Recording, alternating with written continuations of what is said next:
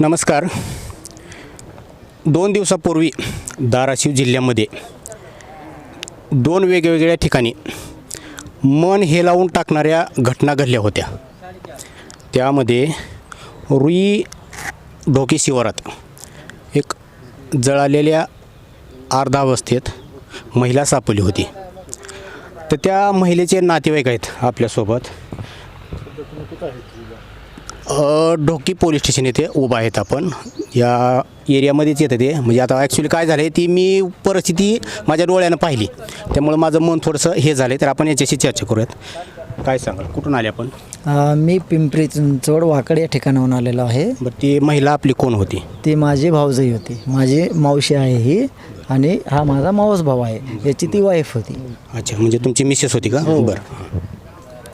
आता ती ज्यावेळेस मिसिंग झाली त्यावेळेस माझी मावशी माझ्याकडे आली आणि मला म्हणली की मुलगी घरी आली नाही. तर मग आम्ही शाळेमध्ये गेलो. शाळेमध्ये गेल्यानंतर तिथं आम्ही CCTV चेक केले. त्या CCTVमध्ये कळालं की एक वॅगनर आहे आणि ही पाठीमागं बघत आहे त्या वॅगनरकडं. त्यावेळेस आम्हाला ते डाऊटफुल वाटल्यानंतर आम्ही ती पुढच्या लेंथमध्ये परत चेक केल्यानंतर तीच वॅगनर आणि मुलगी वॅगनर पुढे आणि मुलगी पाठीमागे ते दिसल्यानंतर आम्हाला अजून डाऊट आल्यानंतर आम्ही पोलीस स्टेशनमध्ये गेलो आणि सांगितलं की हा मुलगा जो आहे ही गाडी. म्हणजे तुम्ही मिसिंग कंप्लीट केली लगेच? हो, मिसिंग कंप्लीट त्याच दिवशी केली, पण संध्याकाळी 6-7च्या टायमिंगला केली. आणि त्याच्यानंतर मग त्यांना सांगितलं की याच्यावर आमचा डाऊट आहे, तुम्ही याच्यावर सर्च करा. मग त्यांनी सर्च केल्यानंतर आरोपीला पकडलं त्यांनी. अच्छा, आरोपीला पकडलं का? मग ठीक आहे. मावशी काय सांगाल, काय झालं नेमकं? काय सांगू आता? नाही काय सांग. मी कामावर गेले होते. मग कामावर गेले तर मग मला मुलाने फोन केला. शाळेत पोरगं होतं थांबलेलं. 11:30ला शाळा सुटत होती. मला घरी येऊस तर 12 वाजले. मग मी घरी आले. ह्यानं फोन केला मला. म्हणलं आई पोरला गेला, राणी काय गेलीच नाही, तू जाऊन पोरला घेऊन ये. मग मी घाई उठले. माझ्यासोबत कुणीच नव्हतं. मग मी माझ्या मुलाकडे गेले. त्याला म्हणलं चल म्हणजे बाई ही पोरगी काय आलीच नाही राणी अजून घरी. मग मी त्याला घेऊन गेले. तिथून पुढं मग ते आम्हाला कळलं. बरं राणी, त्यांना काय मूल वगैरे आहे का? हो आहे ना, एक मुलगी आहे. त्या आता 3रीला मुलगी आहे त्याच शाळेमध्ये, आणि मुलगा 1लीला आहे.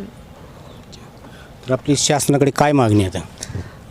माझी शासनाकडे एवढीच मागणी आहे, जे काही असे क्रूर हत्या केलेली आहे त्याला कडक कारवाई झाली पाहिजे, आणि माझ्या मते तर त्याला फाशी झालीच पाहिजे.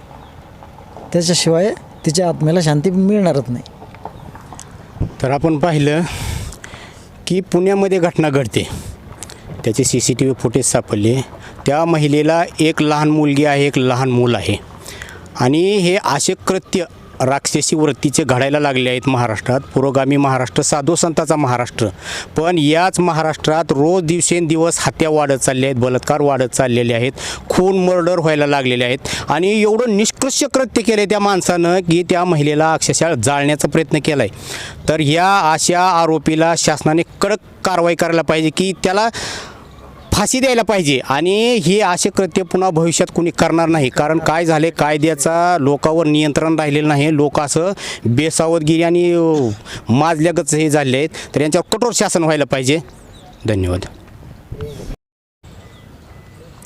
तर आपण मिसिंग झाली पुण्यामध्ये. हो बरोबर. तर आपल्याला कसं कळलं की ह्या ढोकीच्या एरियामध्येच आहे, आणि ढोकी पोलिसांनी कशा प्रकारे प्रतिक्रिया दिली किंवा कसं आपलं हे केलं? वाकड पोलीस स्टेशनच्या सहकार्याने, वाकड पोलीस स्टेशनच्या कर्मचारी जे आहेत, पोलीस कर्मचारी, की त्यांनी सांगितलं की जी बेपत्ता झालेली महिला आहे तर तिची बॉडी आम्हाला ढोकी या ठिकाणी धाराशिव जिल्ह्यामध्ये मिळालेली आहे, आणि ही बॉडी तुमची आहे का फक्त कन्फर्म करा. म्हणजे तुम्ही फक्त हो कन्फर्म ओळख पट्टी का बघा. त्या दृष्टीने आम्हाला ते फोटो दाखवण्यात तुम्हाला फोटो पाठवले का? हो, फोटो म्हणजे त्यांच्याच मोबाईलवर त्यांनी आम्हाला दाखवले. आता बघताच कळालं की ही आमचीच बॉडी आहे म्हणून, आमच्याच यांची.